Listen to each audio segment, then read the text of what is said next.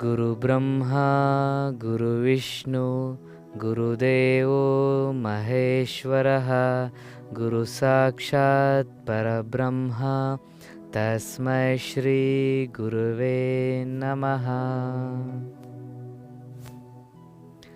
ಶುಭೋದಯ. ಪ್ರಜಾ ಟಿವಿಯ ಎಲ್ಲ ವೀಕ್ಷಕರಿಗೂ ಯೋಗ ವಿಸ್ಮಯ ಕಾರ್ಯಕ್ರಮಕ್ಕೆ ಆತ್ಮೀಯ ಸ್ವಾಗತ.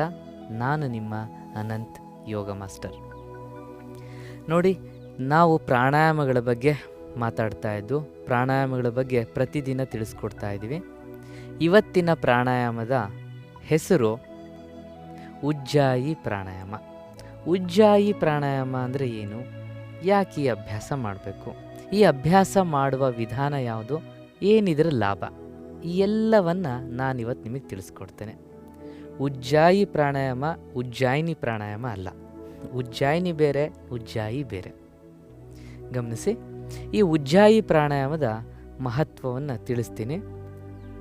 ಇದ್ರ ಮಹತ್ವ ಏನು ಅಂದರೆ, ನಿಮ್ಮ ದುರ್ಬಲ ಮನಸ್ಥಿತಿಯನ್ನು ಪ್ರಬಲ ಮನಸ್ಥಿತಿಯಾಗಿ ಮಾಡುತ್ತೆ. ಅಂದರೆ ವೀಕ್ ಮೈಂಡನ್ನು ಸ್ಟ್ರಾಂಗ್ ಮೈಂಡ್ ಮಾಡುತ್ತೆ. ಯಾವುದು ಈ ಪ್ರಾಣಾಯಾಮ? ಈ ಪ್ರಾಣಾಯಾಮ ಮಾಡಬೇಕಾದ್ರೆ ದೇಹ ಈ ರೀತಿ ನೇರವಾಗಿ ಇಟ್ಕೊಳ್ಳಿ. ಅಂದರೆ ಪದ್ಮಾಸನ ಹಾಕ್ಬೋದು, ವಜ್ರಾಸನ ಹಾಕ್ಬೋದು, ಅಥವಾ ಈ ರೀತಿ ಸುಖಾಸನದಲ್ಲಾದರೂ ಕೂರ್ಬೋದು. ಮೊಣಕಾಲು ಆದಷ್ಟು ಕೆಳಗಿರಲಿ, ಬೆನ್ನು ನೇರ ಇರಬೇಕು. ಬಟಕ್ಸ್ ಮೇಲೆ ಬರುತ್ತಲ್ವ, ಆವಾಗ ಸಹಜವಾಗಿ ನೇರ ಆಗುತ್ತೆ ಬೆನ್ನು. ಈ ರೀತಿ ಕುತ್ಕೊಳ್ಳಿ. ಕೈಗಳನ್ನ ಚಿನ್ಮುದ್ರೆಯಲ್ಲಿ ಇಟ್ಕೋಬೇಕು. ಇದೆಯಾ ಅಂತ ನೋಡಿ. ಕೆಲವರು ಚಿನ್ಮುದ್ರೆ ಅಂದರೆ ಹೀಗೆ ಇಟ್ಕೊಳ್ತಾರೆ, ಇದು ಚಿನ್ಮುದ್ರೆ ಅಲ್ಲ. ಇನ್ನು ಕೆಲವರು ಹೀಗೆ ಇಟ್ಕೊಳ್ತಾರೆ, ಅದು ಚಿನ್ಮುದ್ರೆ ಅಲ್ಲ. ಇನ್ನು ಕೆಲವರು ಹೀಗೆ ಇಟ್ಕೊಳ್ತಾರೆ, ಖಂಡಿತ ಅದು ಚಿನ್ಮುದ್ರೆ ಅಲ್ಲ. ಚಿನ್ಮುದ್ರೆ ಅಂದರೆ ಹೆಬ್ಬೆರಳಿನ ಉಗುರಿನ ಕೆಳಭಾಗದಲ್ಲಿ ಇರ್ತಕ್ಕಂಥ ಈ ಪಾರ್ಟು, ತೋರ್ಬೆರಳಿನ ಉಗುರಿನ ಕೆಳಭಾಗ, ಈ ಎರಡೂ ಪಾರ್ಟನ್ನು ಹೀಗೆ ಪ್ರೆಸ್ ಮಾಡಿದರೆ this is called chinmudra. Not like this or not like this. So ಹೀಗೆಲ್ಲ ಇಟ್ಕೊಳ್ತಿರ್ತಾರೆ. ನಾನು ತುಂಬ ಜನನ ಗಮನಿಸ್ತೀನಿ, ಚಿನ್ಮುದ್ರೆ ಸರಿಯಾಗಿ ಇಟ್ಕೊಳ್ಳೋದೇ ಇಲ್ಲ. ಒಟ್ಟು ಹೇಗೋ ಕೈ ಹಿಂಗೆ ಇಟ್ಕೊಂಡ್ಬಿಡ್ತಾರೆ. ಸೊ ಅಭ್ಯಾಸ ಮಾಡ್ತಾ ಇರ್ತಾರೆ. ಖಂಡಿತ ಹಾಗೆ ಮಾಡಬಾರ್ದು. ಯಾಕೆ ಹೀಗೆ ಮಾಡಬೇಕು ಅಂದರೆ, ನಮ್ಮ ಮೆದುಳಿಗೆ ಸಂಬಂಧಪಟ್ಟಂಥ ಎಲ್ಲ ನರಕೇಂದ್ರಗಳು ಹೆಬ್ಬೆರಳಿನ ತುದಿಯ ಭಾಗದಲ್ಲಿ ಹೀಗೆ ಬಂದು ಫೋಲ್ಡ್ ಆಗಿ ವಾಪಸ್ ಹೋಗಿರುತ್ತೆ. That is the points. ಹಾಗೆ ನಮ್ಮ ಉಸಿರಾಟದ ಕ್ರಿಯೆಗೆ ಸಂಬಂಧಪಟ್ಟಂಥ ಎಲ್ಲ ನರಕೇಂದ್ರಗಳು ತೋರು ಬೆರಳಲ್ಲಿರ್ತವೆ. ಹಾಗಾಗಿ ಈ ಎರಡೂ ಪಾಯಿಂಟನ್ನು ಪ್ರೆಸ್ ಮಾಡಿದರೆ ನಮ್ಮ ಉಸಿರಾಟದ ಕ್ರಿಯೆಗೂ ನಮ್ಮ ಮನಸ್ಸಿಗೂ ನೇರವಾಗಿ ಸಂಬಂಧ ಇರುತ್ತೆ. ಅಂದರೆ ನಮ್ಮ ಆಲೋಚನೆಗೂ ನಮ್ಮ ಉಸಿರಾಟದ ಕ್ರಿಯೆಗೂ. ಅದು ಹೇಗೆ, ಯಾವ ರೀತಿ ಅನ್ನೋದನ್ನು ನಾನು ಧ್ಯಾನವನ್ನು ಹೇಳ್ಕೊಡ್ತೀನಲ್ವ, ಆವಾಗ ಅದ್ರ ಬಗ್ಗೆ ಸವಿಸ್ತಾರವಾಗಿ ತಿಳಿಸ್ತೀನಿ. ಈಗ ನೋಡಿ, ಕೈಗಳನ್ನ ಚಿನ್ಮುದ್ರೆಯಲ್ಲಿ ಇಟ್ಕೊಂಡಿರ್ತೀರ, ಬೆನ್ನು ನೇರ ಇರುತ್ತೆ. ಇಲ್ಲಿ ಗಾಳಿಯನ್ನು ಫಸ್ಟ್ ಹೊರಹಾಕಿ ಗೊರಕೆ ಶಬ್ದದ ಥರ, ಅಂದರೆ ಲೈಟಾಗಿ ಗೊರಕೆ ಶಬ್ದದ ಥರ ಗಾಳಿಯನ್ನು ತುಂಬ ತುಂಬ್ಕೋಬೇಕು. ಚಿನ್ ಲಾಕ್ ಮಾಡಬೇಕು. ಹೊಟ್ಟೆಯನ್ನು ಒಳಗೆಳ್ಕೋಬೇಕು. ಏನಸ್ಸನ್ನು ಒಳಗೆಳ್ಕೋಬೇಕು. ಮತ್ತೊಮ್ಮೆ ಹೇಳ್ತೀನಿ, ಗಮನಿಸಿ. ಗಾಳಿಯನ್ನು ಗೊರಕೆ ಮಾಡೋ ರೀತಿ ಶಬ್ದ ಮಾಡ್ತಾ ತುಂಬ ತುಂಬ್ಕೊಳ್ತೀರಾ. ಗಲ್ಲವನ್ನು ಎದೆಗೆ ಒತ್ತಿಡ್ಕೊಳ್ತೀರಾ. ನಿಮ್ಮ ಹೊಟ್ಟೆಯನ್ನು ಒಳಗೆಳ್ಕೊಳ್ತೀರಾ. ನಿಮ್ಮ ಗುದದ್ವಾರನ ಒಳಗೆಳ್ಕೊಳ್ತೀರಾ. ಅಂದರೆ ಇಲ್ಲಿ 3 ಬಂಧಗಳು ಬಂತು. ಒಂದು ಜಲಂಧರ ಬಂಧ, ಮತ್ತೊಂದು ಉದ್ಯಾನ ಬಂಧ, ಮತ್ತೊಂದು ಮೂಲಾಧಾರ ಬಂಧ. ಅಂದರೆ ಈ ತ್ರಿಬಂಧಗಳು ಈ ಪ್ರಾಣಾಯಾಮದಲ್ಲಿರುತ್ತೆ. ಈ ತ್ರಿಬಂಧಗಳನ್ನು ಗಾಳಿ ಹೊರಹಾಕಿ ಮಾಡೋದಲ್ಲ, ಗಾಳಿಯನ್ನು ತುಂಬಿಕೊಂಡು ಹಿಡಿದಿಟ್ಕೊಂಡು ಮಾಡ್ತಕ್ಕಂಥ ವಿಧಾನ. ಒಮ್ಮೆ ನಾನು ತೋರಿಸ್ತೀನಿ, ಗಮನಿಸಿ. ಆಮೇಲೆ ಅದರ ಮಹತ್ವವನ್ನು ನಿಮಗೆ ತಿಳಿಸ್ತೀನಿ.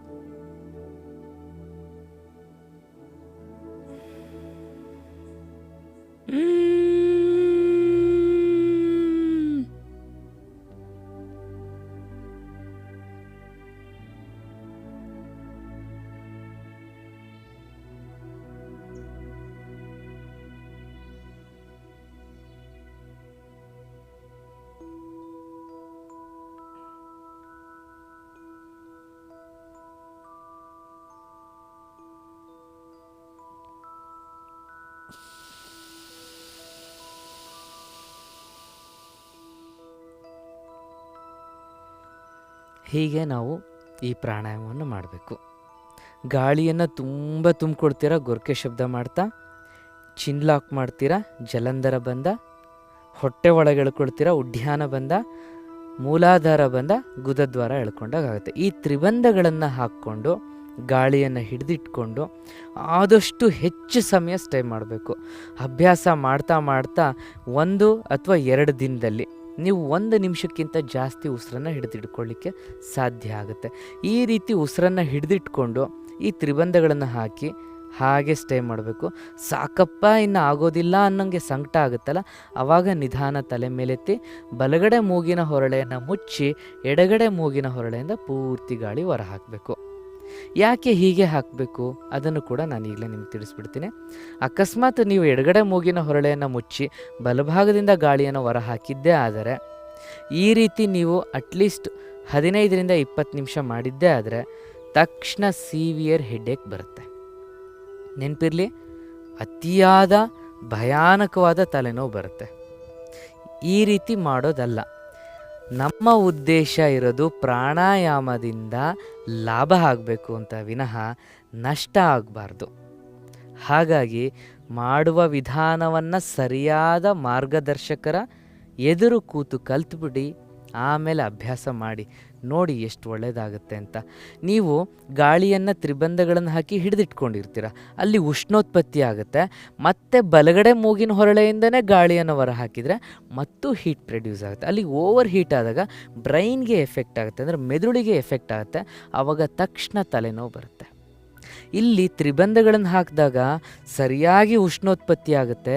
ಬಲಗಡೆ ಮೂಗಿನ ಹೊರಳೆಯನ್ನು ಮುಚ್ಚಿ ಎಡಭಾಗದಿಂದ ಹೊರ ಹಾಕೋದ್ರಿಂದ ತಕ್ಷಣವೇ ದೇಹ ತಂಪಾಗುತ್ತೆ.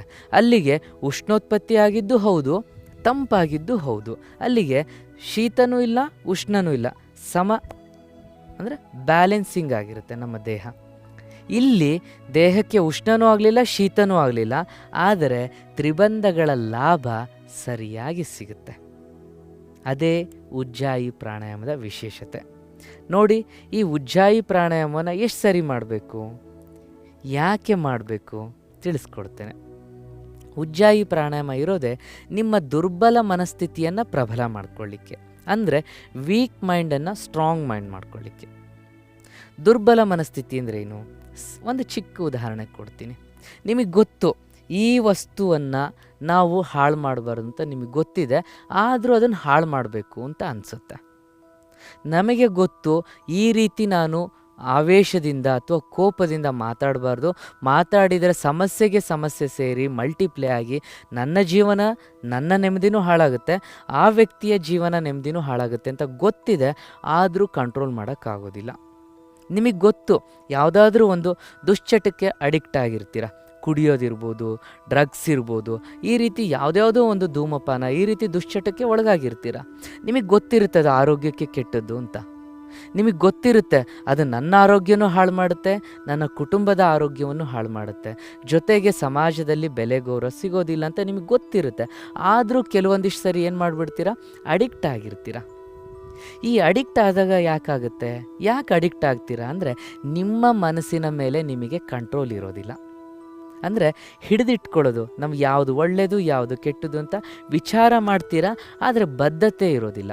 ಅದನ್ನು ನಾವು ದುರ್ಬಲ ಮನಸ್ಥಿತಿ ಅಂತ ಕರಿತೀವಿ. ಈ ದುರ್ಬಲ ಮನಸ್ಥಿತಿ ಕೆಲವು ತಿಂಗಳು, ಅಂದರೆ ನೆನ್ಪಿಟ್ಕೊಳ್ಳಿ, ಕೇವಲ 6 ತಿಂಗಳಲ್ಲಿ ಪ್ರಬಲ ಮನಸ್ಥಿತಿ ಆಗುತ್ತೆ. ಈ ರೀತಿ ನಾನಾ ಥರದ ನಮ್ಮ ಸ್ವಭಾವ ಇರ್ಬೋದು, ನಮ್ಮ ಸ್ನೇಹ ಇರ್ಬೋದು, ಅಥವಾ ನಾವು ಯಾವುದಕ್ಕಾದರೂ ಅಡಿಕ್ಟ್ ಆಗಿದ್ದರೆ ಈ ಎಲ್ಲವೂ ನಮಗೆ ಗೊತ್ತಿಲ್ಲದಲೇ ಹೇಳದೆ ಕೇಳದೆ ತಂತಾನೆ ಸುಸ್ಥಿತಿಗೆ ಬರ್ತೀವಿ, ಅಂದರೆ ಸಹಜ ಸ್ವಭಾವಕ್ಕೆ ಬರ್ತೀವಿ. ಯಾವ ಅಭ್ಯಾಸ ಮಾಡೋದ್ರಿಂದ? ಉಜ್ಜಾಯಿ ಪ್ರಾಣಾಯಾಮ ಮಾಡೋದ್ರಿಂದ. ಚೆನ್ನಾಗಿ ನೆನ್ಪಿಟ್ಕೊಳ್ಳಿ, ಯಾರಿಗಾದರೂ ತುಂಬ ಕೋಪ ಬರ್ತಾ ಇದ್ದರೆ, ಯಾರಿಗಾದರೂ ತುಂಬ ದುಃಖ ಆಗ್ತಾ ಇದ್ದರೆ, ಯಾರಿಗಾದರೂ ಹತಾಶೆ ನಿರಾಶೆ ಆಗ್ತಿದ್ರೆ, ಯಾರಿಗಾದರೂ ನೆಗೆಟಿವ್ ಥಾಟ್ಸ್ ಬರ್ತಾ ಇದೆ ಅಂದರೆ ಖಂಡಿತ ನೀವು ಉಜ್ಜಾಯಿ ಪ್ರಾಣಾಯಾಮವನ್ನು ಮಾಡಿ. ಪ್ರತಿದಿನ ಬೆಳಿಗ್ಗೆ ಮತ್ತು ಸಾಯಂಕಾಲ ಈ ಅಭ್ಯಾಸ ಮಾಡಿ, ಬಹಳ ಲಾಭ ಸಿಗುತ್ತೆ. ಬನ್ನಿ ಮತ್ತೊಮ್ಮೆ ಉಜ್ಜಾಯಿ ಪ್ರಾಣಾಯಾಮವನ್ನು ತೋರಿಸ್ಕೊಡ್ತೀನಿ ಹೇಗೆ ಮಾಡಬೇಕು ಅಂತ. ಗಮನಿಸಿ, ಕೈಗಳನ್ನು ಚಿನ್ಮುದ್ರೆಯಲ್ಲಿ ಇಟ್ಕೊಳ್ತೀರಾ, ಬೆನ್ನು ನೇರ ಇಟ್ಕೊಳ್ತೀರಾ. ಫಸ್ಟ್ ಗಾಳಿಯನ್ನು ಪೂರ್ತಿ ಹೊರ ಹಾಕ್ತೀರಾ, ಆಮೇಲೆ ಲೈಟಾಗಿ ಗೊರಕೆ ಶಬ್ದದ ಥರ ಗಾಳಿಯನ್ನು ತುಂಬ ತುಂಬಿಕೊಳ್ತೀರಾ. ಹಾಗೆ ಥೈರಾಯ್ಡಿಗೆ ಬಹಳ ಒಳ್ಳೆಯ ಎಫೆಕ್ಟ್ ಆಗುತ್ತೆ. ಥೈರಾಯ್ಡ್ ಸಮಸ್ಯೆ ಇದ್ದವ್ರಿಗೂ ಒಳ್ಳೆಯದಿದು. ಗಮನಿಸಿ ಹೇಗೆ ಮಾಡ್ತೀನಿ ಅಂತ.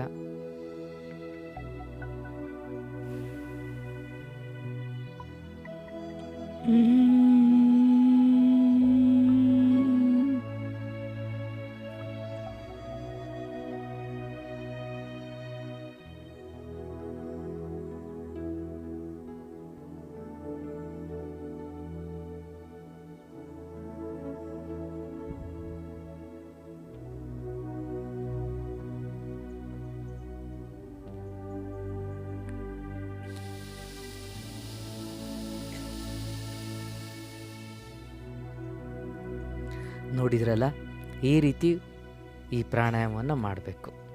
ಚೆನ್ನಾಗಿ ಈ ರೀತಿ ಪ್ರಾಣಾಯಾಮ ಮಾಡಿ, ಬಹಳ ಒಳ್ಳೆಯದು. ಹಾಗೆ ನಾನು ನಿಮಗೆ ಮತ್ತೊಮ್ಮೆ ನೆನ್ಪು ಮಾಡ್ತೀನಿ, ಪ್ರತಿಯೊಂದು ತಾಲ್ಲೂಕಿಗೂ ಪ್ರತಿಯೊಂದು ಜಿಲ್ಲೆಗೂ ನಾನು ಬರ್ತಾಯಿದ್ದೀನಿ. ನಿಮ್ಮ ಊರಲ್ಲಿ ನಮ್ಮ ಕಾರ್ಯಕ್ರಮ ಅಂದರೆ ಈ ಯೋಗ ವಿಸ್ಮಯ ಕಾರ್ಯಕ್ರಮ ಮಾಡಬೇಕು, ಆಯೋಜನೆ ಮಾಡೋಣ ಅಂತ ಇಚ್ಛೆ ಇದ್ದರೆ ದಯವಿಟ್ಟು ಸಂಘ ಸಂಸ್ಥೆಯವರಾಗಿದ್ದರೂ ಇರ್ಬೋದು, ಅಥವಾ ಯಾವುದಾದ್ರೂ ಆಶ್ರಮದವರಾದರೂ ಆಗಿರ್ಬೋದು, ಸಮಾಜ ಸೇವಕರಾದರೂ ಆಗಿರ್ಬೋದು, ಅಥವಾ ರಾಜಕಾರಣಿಗಳು, ಕಾರ್ಪೊರೇಟರ್ಸ್, ಯಾರೇ ಸಮಾಜಕ್ಕೆ ಏನಾದರೂ ಒಂದು ಕೊಡುಗೆಯನ್ನು ಕೊಡೋಣ ಅಂತ ಇಚ್ಛೆ ಇದ್ದವರು ಯಾರೇ ಕರೆದ್ರೂ ನಾವು ನಿಮ್ಮ ಹತ್ರ ಬರ್ತೀವಿ. 15 ದಿನಗಳ ಕಾಲ ಉಚಿತವಾಗಿ ಈ ಶಿಬಿರವನ್ನು ಮಾಡಿಕೊಡ್ತೇವೆ. ಇಲ್ಲಿ ನೀವು ಯೋಗಾಸನ, ಪ್ರಾಣಾಯಾಮ, ಮುದ್ರಾ ಪ್ರಾಣಾಯಾಮ, ಧ್ಯಾನ, ಹಾಗೆ ಆಹಾರ ಶೈಲಿ, ಜೀವನ ಶೈಲಿ, ಮನೆ ಔಷಧಿ, ಈ ಎಲ್ಲವನ್ನು ಅಂದರೆ ಈ 7 ಪಾಯಿಂಟ್ಗಳನ್ನು ಒಂದೇ ವೇದಿಕೆಯಲ್ಲಿ ನಾವು ತಿಳಿಸ್ಕೊಡ್ತೀವಿ. ಯಾವುದೇ ಥರದ ಆರೋಗ್ಯಕ್ಕೆ ಸಂಬಂಧಪಟ್ಟಂಥ ಸಮಸ್ಯೆ ಇರ್ಬೋದು, ಖಂಡಿತ ಅದನ್ನು ಸರಿ ಮಾಡ್ಕೋಬೋದು. ಯಾರೂ ನನ್ನ ಮಾತನ್ನು ನಂಬೋದು ಬೇಡ, ಕೇವಲ ನಾನು ಹೇಳಿದ್ದನ್ನು ಫಾಲೋ ಮಾಡಿ ನೋಡಿ, ನಿಮಗೆ ಅದ್ರ ಪರಿಣಾಮ ಗೊತ್ತಾಗುತ್ತೆ ಏನು ಅಂತ. ಬನ್ನಿ, ಪ್ರತಿದಿನ ಪ್ರಜಾ ಟಿವಿಯನ್ನು ವಾಚ್ ಮಾಡಿ. ಪ್ರಜಾ ಟಿವಿಯಲ್ಲಿ ಪ್ರತಿದಿನ ಬೆಳಿಗ್ಗೆ 7:15 7:15ವರೆಗೂ ಈ ಯೋಗ ವಿಸ್ಮಯ ಕಾರ್ಯಕ್ರಮ ಪ್ರತಿದಿನ ನಿರಂತರವಾಗಿ ನಿಮಗಾಗಿಯೇ ಪ್ರಸಾರ ಆಗ್ತಾ ಇರುತ್ತೆ. ಪ್ರತಿದಿನವೂ ಯಾವ ಎಪಿಸೋಡ್ನೂ ಮರಿಬೇಡಿ. ಮರಿದಲೇ ಇದನ್ನು ವಾಚ್ ಮಾಡಿ, ಅಳವಡಿಸ್ಕೊಳ್ಳಿ. ನೀವು ಸಂತೋಷವಾಗಿರಿ, ನಿಮ್ಮ ಸಂತೋಷನೇ ನಮ್ಮ ಸಂತೋಷ. ಪ್ರಜೆಗಳ ಅವಶ್ಯಕತೆ ಏನಿದೆಯೋ, ಮಾನಸಿಕ ಆರೋಗ್ಯ ಇರ್ಬೋದು, ದೈಹಿಕ ಆರೋಗ್ಯ ಇರ್ಬೋದು, ಕುಟುಂಬದ ಆರೋಗ್ಯ ಇರ್ಬೋದು, ಸಮಾಜದ ಆರೋಗ್ಯ ಇರ್ಬೋದು, ಧರ್ಮದ ಆರೋಗ್ಯ ಇರ್ಬೋದು, ಯಾವುದೇ ಥರದ ವಿಚಾರಗಳನ್ನು ನನ್ನ ಹತ್ರ ಕೇಳಿ, ನಾನು ನಿಮಗೆ ಚಿಕ್ಕ ಮಕ್ಕಳಿಗೆ ಅರ್ಥ ಆಗೋ ರೀತಿ ತಿಳಿಸ್ಕೊಡ್ತೀನಿ. ಅಂಥ ವಿಶಿಷ್ಟವಾದ ಕಾರ್ಯಕ್ರಮ ಮಾಧ್ಯಮದ ಇತಿಹಾಸದಲ್ಲೇ ಪ್ರಪ್ರಥಮ ಬಾರಿಗೆ ನಿಮ್ಮ ಪ್ರಜಾ ಟಿವಿಯಲ್ಲಿ ಪ್ರಸಾರ ಆಗ್ತಾ ಇದೆ. ಬನ್ನಿ, ಇದನ್ನು ಅಳವಡಿಸ್ಕೊಳ್ಳೋಣ. ಬದುಕಿರೋಷ್ಟು ಸಮಯ ಸಂತೋಷವಾಗಿ ನೆಮ್ಮದಿಯಾಗಿ ಬದುಕಿ, ಭಗವಂತ ಕರೆದಾಗ ವಾಪಸ್ ಮತ್ತೆ ಅವನ ಜಾಗಕ್ಕೆ ನಾವೆಲ್ಲರೂ ಹೋಗೋಣ ಅಂತ ಹೇಳ್ತಾ ನನ್ನ ಈ ಕಾರ್ಯಕ್ರಮವನ್ನು ಮುಗಿಸ್ತಾ ಇದ್ದೀನಿ. ಮರಿದಲ್ಲೇ ವಾಚ್ ಮಾಡಿ ಪ್ರತಿದಿನ ಯೋಗ ವಿಸ್ಮಯ ಕಾರ್ಯಕ್ರಮವನ್ನು ನಿಮ್ಮ ಪ್ರಜಾ ಟಿವಿಯಲ್ಲಿ. ಒಳ್ಳೆಯದಾಗಲಿ.